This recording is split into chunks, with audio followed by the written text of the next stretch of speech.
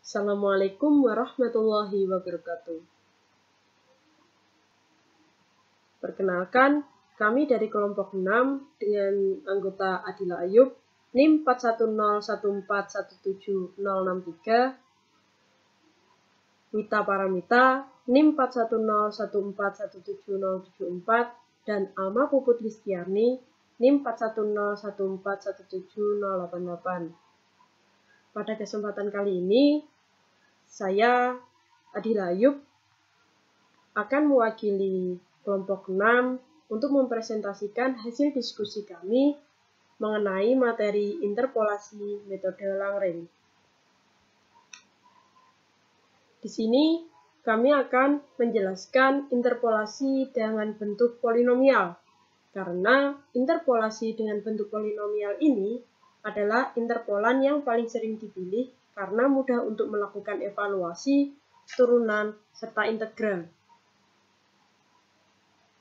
Sini kami juga akan menjelaskan mengenai interpolasi linier Langrengue, interpolasi kuadratik Langrengue, dan interpolasi kubik Langrengue.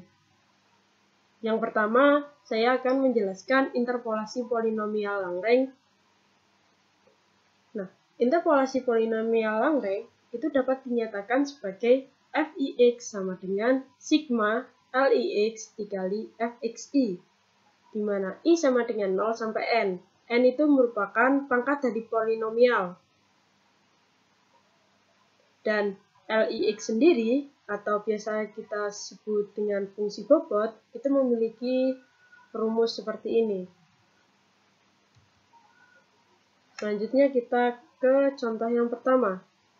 Kecepatan dorong sebuah roket diberikan sebagai fungsi waktu pada tabel 1. Tentukan kecepatan roket saat T sama dengan 16 detik dengan menggunakan metode Langrengue. Oke. Kita tahu bahwa 16 detik itu terletak di antara 15 dan 20. Karena kita ini akan menggunakan interpolasi linier Langrengue, kita tahu bahwa linier itu pangkatnya adalah 1, maka kita hanya sampai ke T1, T0 dan T1. Maka kita ambil yang titik yang terdekat dengan 16, yaitu 15 dan 20. Nah, pada tabel kita juga tahu bahwa kecepatan roket pada detik ke-15 itu adalah 362,78 meter per sekon. Dan kecepatan roket pada detik ke-20 itu adalah 517,35 meter per sekon. Langkah selanjutnya, kita harus mencari L0T dan L1T dengan rumus sebagai berikut.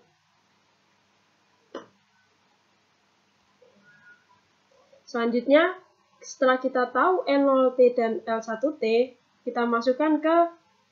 kita substitusikan ke rumus Fix sama dengan sigma Lix dikali Fxi.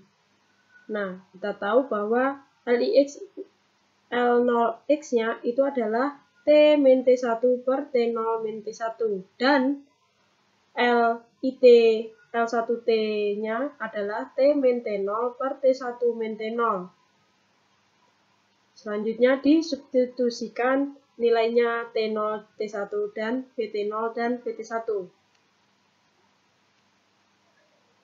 Nah, untuk nilai T sendiri itu kita substitusikan detik keberapa kita akan mencari kecepatan roket tersebut. Dalam hal ini kita mencari detik ke-16, maka T-nya disubstitusikan 16. Dari persamaan tersebut, kita peroleh hasil 393,7. Jadi, kecepatan roket pada detik ke-16 adalah 393,7 meter per sekon. Selanjutnya, kita akan membandingkan interpolasi linier dengan interpolasi kuadratik Langrengue. Interpolasi polinomial pangkat 2 atau kuadratik dapat dinyatakan sebagai Pt sama dengan sigma I sigma LIT dikali VTI, di mana I sama dengan 0 sampai 2. Karena kuadratik, maka N-nya itu diganti 2. Selanjutnya, kita lanjut ke contoh yang kedua. Kecepatan dorong sebuah roket diberikan sebagai fungsi pada tabel 1.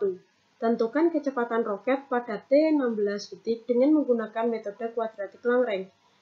Karena di sini kita menggunakan metode kuadratik Lagrange, sini kita mengambil T0-nya adalah 10, T1-nya 15, dan T2-nya adalah 20.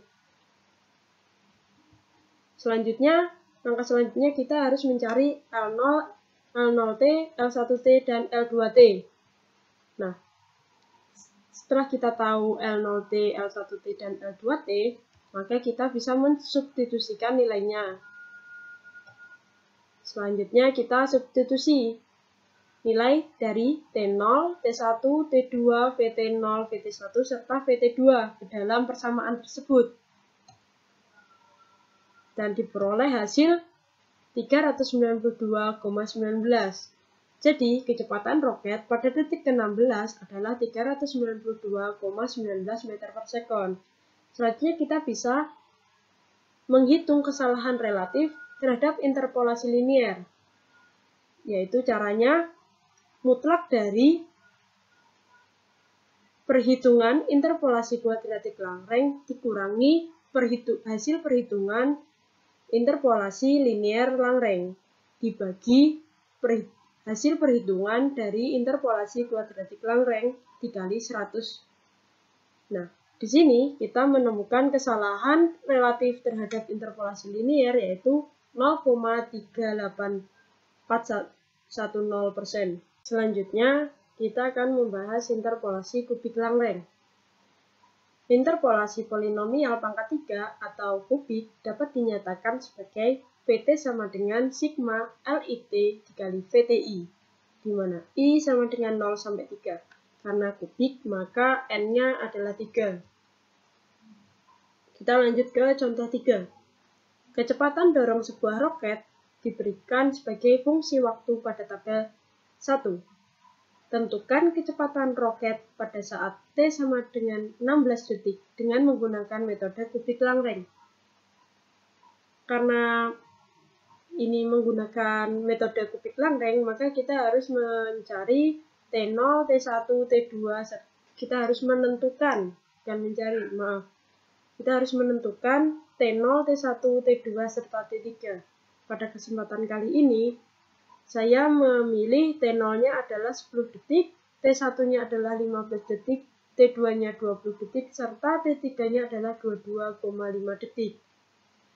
Langkah selanjutnya adalah mencari rumus dari L0T, L1T, L2T, serta L3T.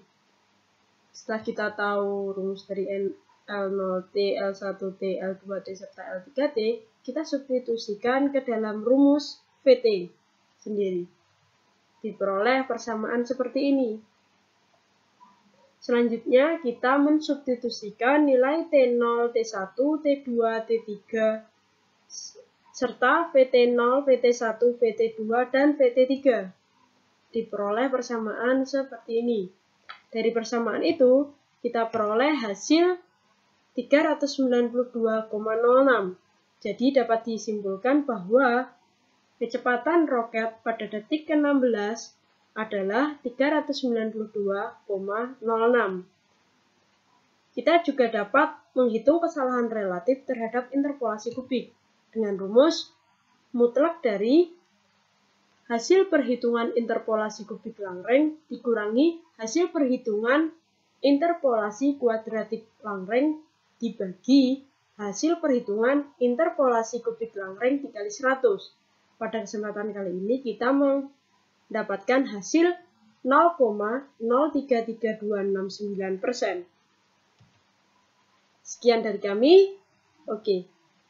Untuk terakhir kalinya, kami memiliki quotes of the day, yaitu fokuskan pikiranmu untuk menjadi orang yang produktif, serta jangan hanya membuat dirimu sibuk saja. Sekian dari kelompok kami. Bila ada kesalahan kata atau kekurangan kami mohon maaf. Wassalamualaikum warahmatullahi wabarakatuh.